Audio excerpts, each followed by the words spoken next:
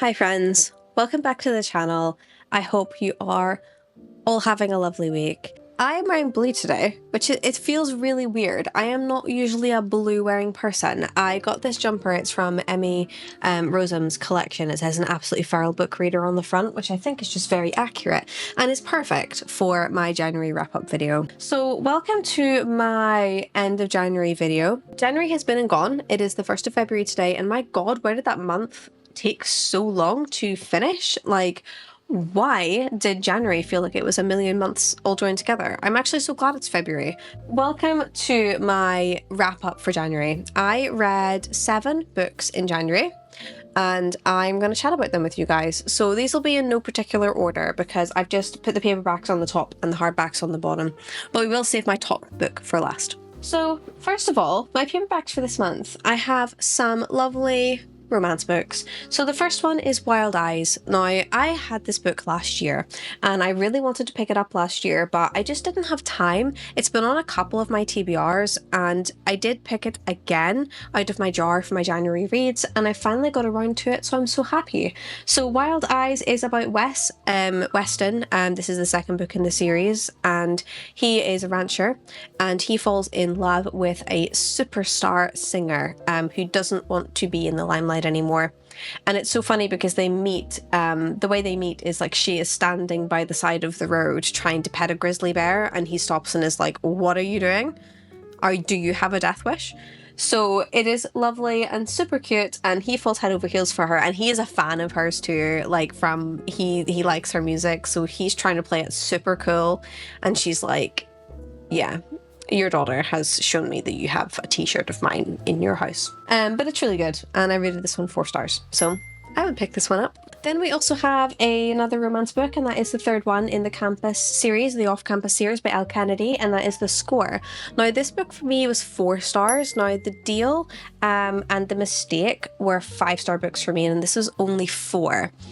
The reason being is that this one had an awful lot of like sexual scenes in it for me. Like, the whole book was just like one big like sex scene, and that is because it's about Dean, and Dean is like the player of the ice hockey team. He is the one that gets all the girls, never has a girlfriend, is like shagging all over the house, he never keeps it in his room, and he falls in love with Ali, who is I think she's like the best friend of the people in the first book, so they end up in love, obviously, but it was good. I'm excited to finish the series this year. I'm excited to read books 4 and books 5, so we'll keep in touch on how I finish and how I find the rest of the series.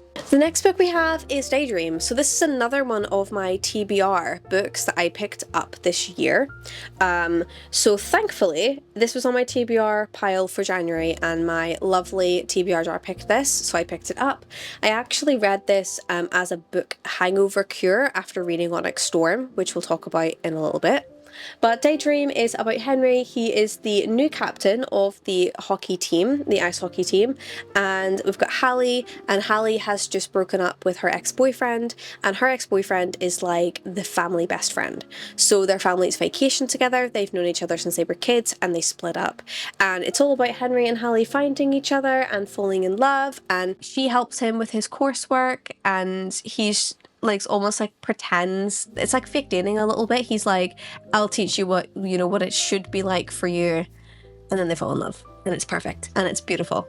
So this was I would say probably about a 4.75 star read this month. So I'm gonna like not speak about the next one just yet, and jump a little bit to my lowest scoring book of the month, and that was Fear the Flames by Olivia Rose Darling.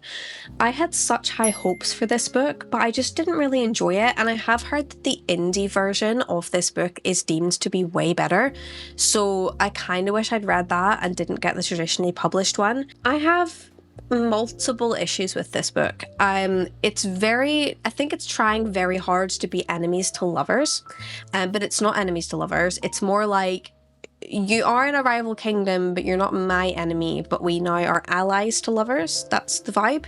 It's about a princess who, when she was younger, she was given some dragons, and because of a prophecy, her family, as in the king and the queen, separated her from her dragons, and then she escaped the castle, and she's built up her own small sort of kingdom, and it's all about her trying to get her dragons back to help with like overtaking and getting her throne back, essentially. One of the things I hated about this book was the pacing. Now, I love world building. I actually think it's one of the reasons why I'm really going to love When the Moon Hatched, because I love info dumps. I love world building. I love learning about what they have for breakfast and not just jumping like straight into the plot.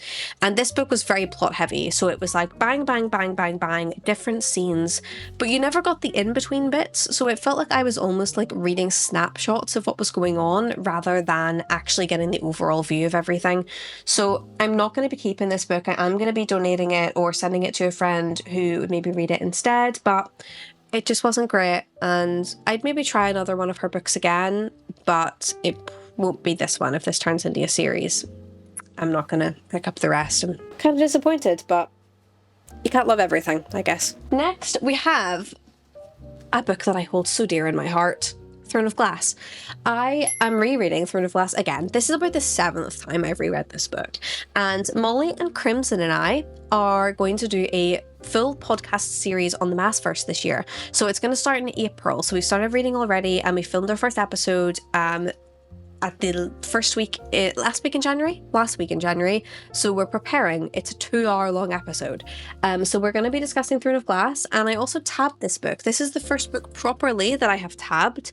It is super beautiful, I won't lie. Super nice.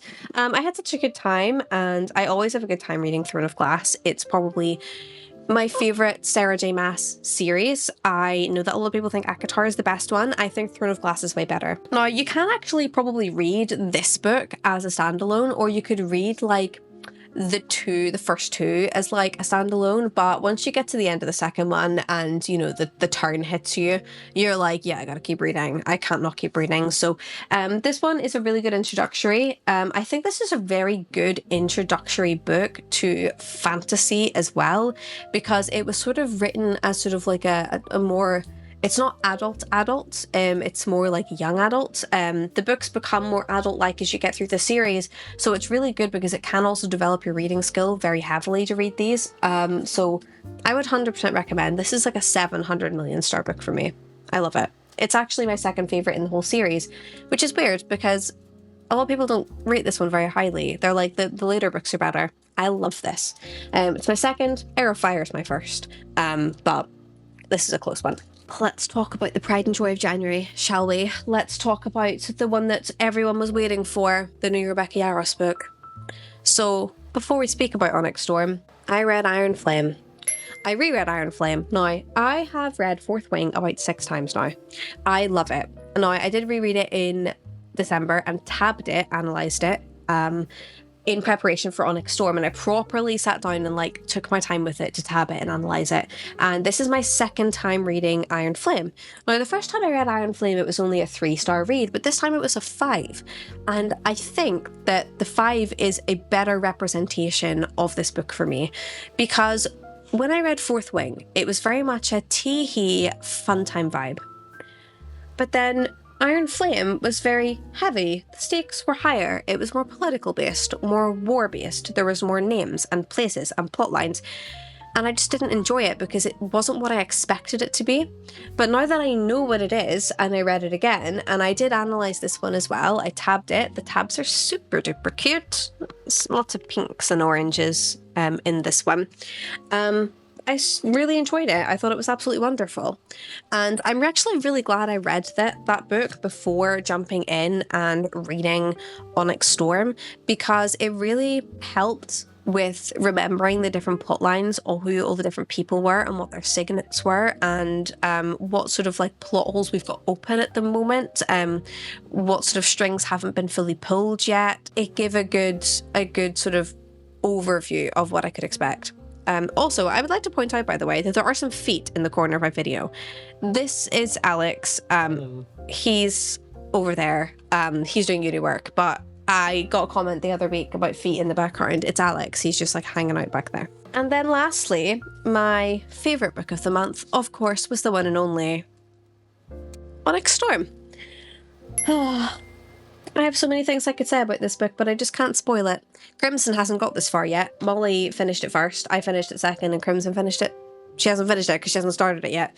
I was very lucky because I managed to snag one of the Waterstones special editions with the beautiful black funky edges. And this is not actually the copy that I read because this copy was late, and Alex, being the best fiance in the world, popped out to Waterstones on the day of the release while I was working and picked me up a copy. So I read that one, and I think when I do my reread, and I'm going to tab that book too, but I want just to dive in without tabbing it at first, but I will be tabbing that book, and I'm going to tab my other copy so I can keep this copy super good. But this was a 5-star read. There was lots of conclusions in this book. This book is about, it's more adventure based.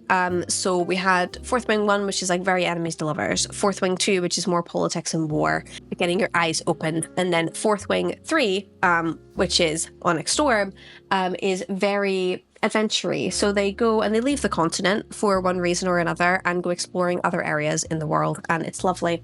And also it just really confirmed my love for Riddick. I love Riddick. Riddick he's the funny character. He's the one that provides a lot of humor. He's such a mess about man, but we see a lot of him in this book, not just in a humor sort of role. We see him very much sort of protecting Violet, and we see him very much in a way that, you know, you can tell why he is a writer. Like, he's not a writer because he's funny. He is actually like a really decent human being who's got a lot of strength and a lot of skill sets.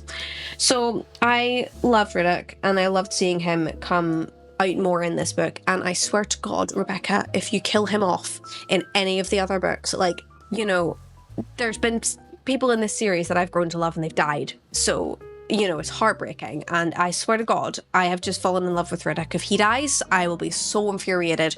This book, after I finished reading it, left me feeling empty. Like, the book hangover was real with this one, but it was perfect. It was everything I could have wished it to be, and I'm so excited for the next one. I know that Rebecca hasn't released it yet. She hasn't been writing it just yet. She's taking a little break, but I can't wait to the next one, so stay tuned for that one, I guess. And that, my friends, are all the books that I read in January.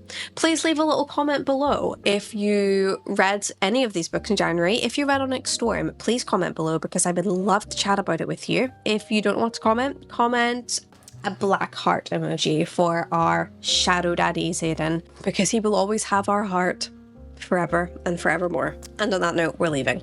Thank you very much for watching. If you'd like to hear more from me, please subscribe. I'd love to have you here, and I will catch you all in another video. Bye.